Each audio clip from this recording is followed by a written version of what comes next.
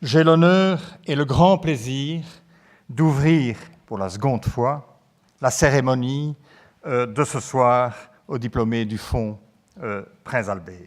J'apprécie en effet très particulièrement la finalité et les principes qui sous-tendent ce fonds.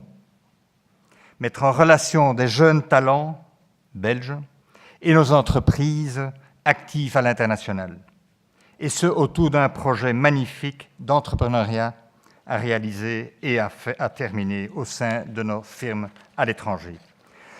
Une véritable équation win-win pour les deux parties à l'heure de la guerre des talents où nos entreprises peinent à trouver des profils dont elles ont besoin pour aller de l'avant.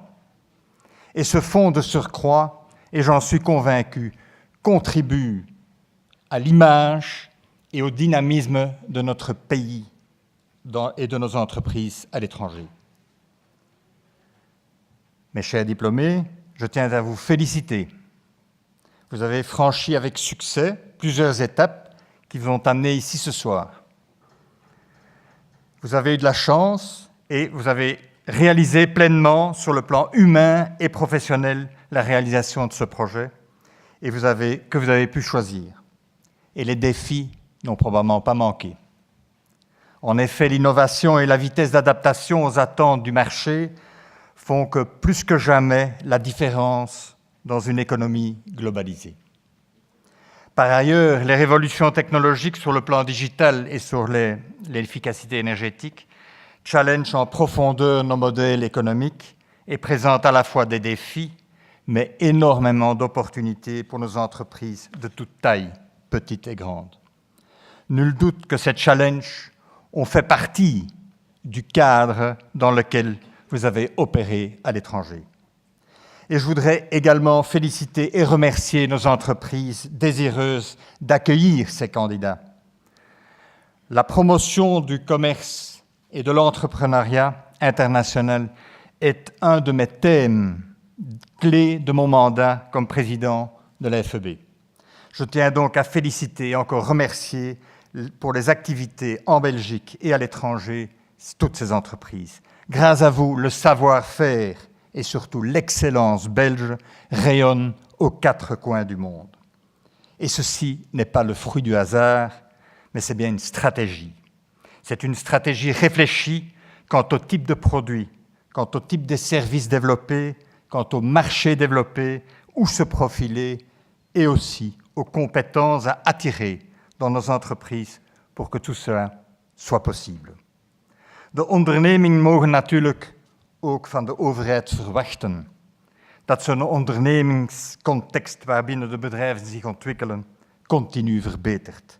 Daar zetten we ons in bij het VBO ook in en we stellen vast dat de laatste jaren belangrijke maatregelen werden genomen. Onze ondernemingen kunnen ook rekenen op de overheid om hen te helpen bij het internationalisatiestrategieën. Dan denk ik bijvoorbeeld aan de rol van de regionale agentschappen, ter bevordering van de export, aan de spelers op federaal niveau en natuurlijk aan de economische zendingen, voorgezeten door haar koninklijke hoogheid, prinses Astrid.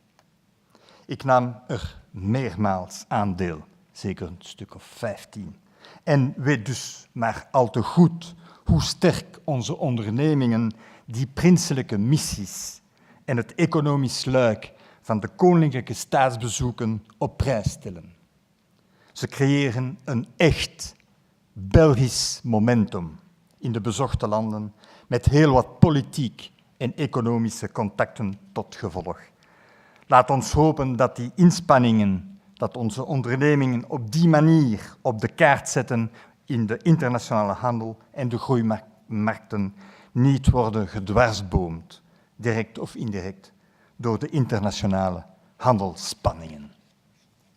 Het zou zonde zijn als de opnieuw aantrekkende economische groei van ons land in België Europa en daarbuiten negatief zouden beïnvloeden. Laat ons hopen dat het gezond verstand uiteindelijk zegeviert.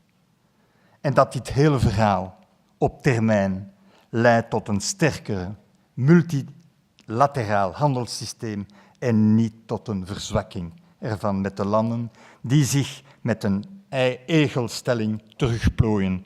Twee fenomenen die nefast zijn voor een open economie als de onze, waar de export meer dan 80% van het bbp vertegenwoordigt.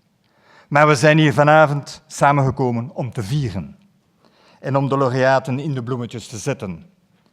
Ik zal het dus hierbij laten. Ik wil nog iedereen bedanken om hier vanavond zo talrijk aanwezig te zijn. En tot slot wil ik nog benadrukken hoe blij het VBO is dat het zijn steentje kan bijdragen aan deze topactiviteit van de Koning Boudewijn Stichting, die, zoals ik zei, synergie mogelijk maakt tussen drie zaken die mij nauw aan het hart liggen. Onze jongeren, onze ondernemingen en de internationale handel.